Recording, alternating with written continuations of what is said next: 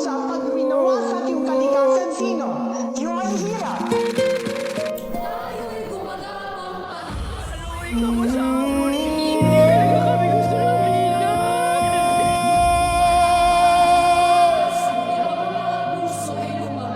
Rolling music vibe.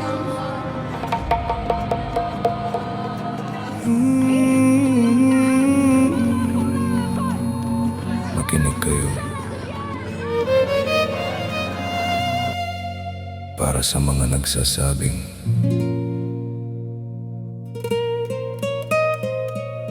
pagunlad ang tawag dito.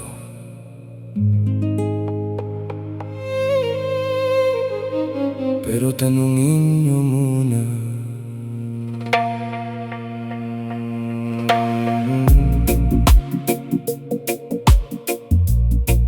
ang bundok na unti-unti nang namamatay.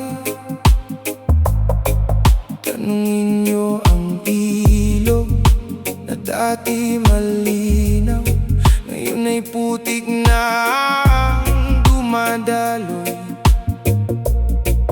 Tanungin niyo ang mga batang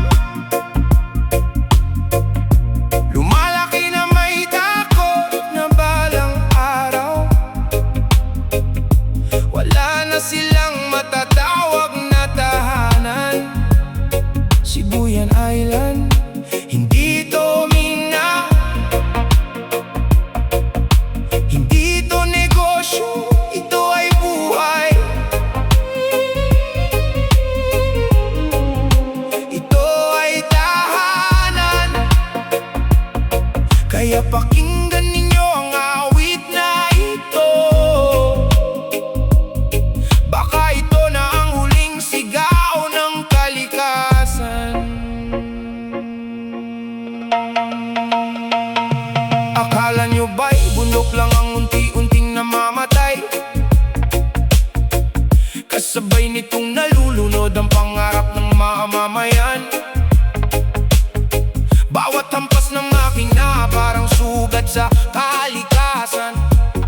Habang bulsang napupuno, luhang kabayaran. Hindi umiiyak ang ginto, tao ang nasasaktan. Kapag ilugan na putik at kagubatan ay nilisan. Sinong yayakap sa bukas kung lahat ay inyong kukunin? Kapag wala nang maiiwan, saan pa kami uuwi? Hindi ba't ang kalikasan ay dapat nating ingatan? Bakit ninyo inawasak para lang sa sariling kayamanan? Sino ang makinabang kung bayan ang umiiyak? Sino ang tatawa kung kalikasan ang bumagsak? Bawat hukay sa bundok may kapalit na luha. Bawat punong pinutol may pamilyang nagdurusa. Hoy, hanggang kailan ba kayo magbubulag-bulagan? Hindi ginto ang bubuhay sa kinabukasan. Kapag nawala ang kalikasan, wala nang babalikan. Pati sariling anak nyo, luha lang ang iiwan.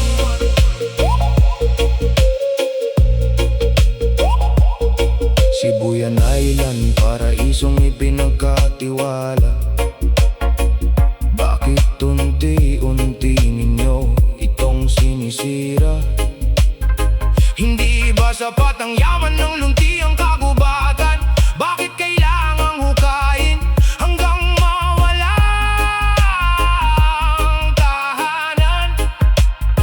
Kapag umiyak ang bundok, sino ang makikinig? Kapag ilog ang nagalit, sino ang sisihin? Hindi kalikasan ng tunay na lumalaban. Kasakiman ng tao ang dahilan ng kapahamakan. Hindi perang hininga,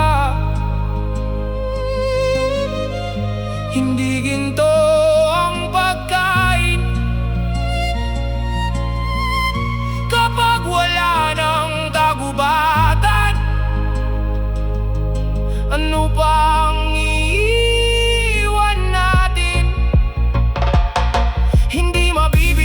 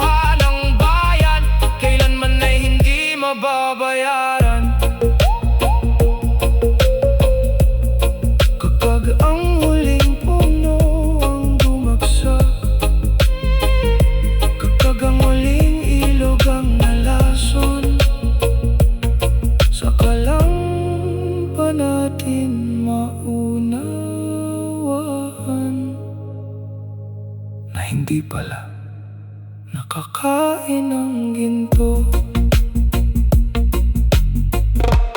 Ron's Music Vibe.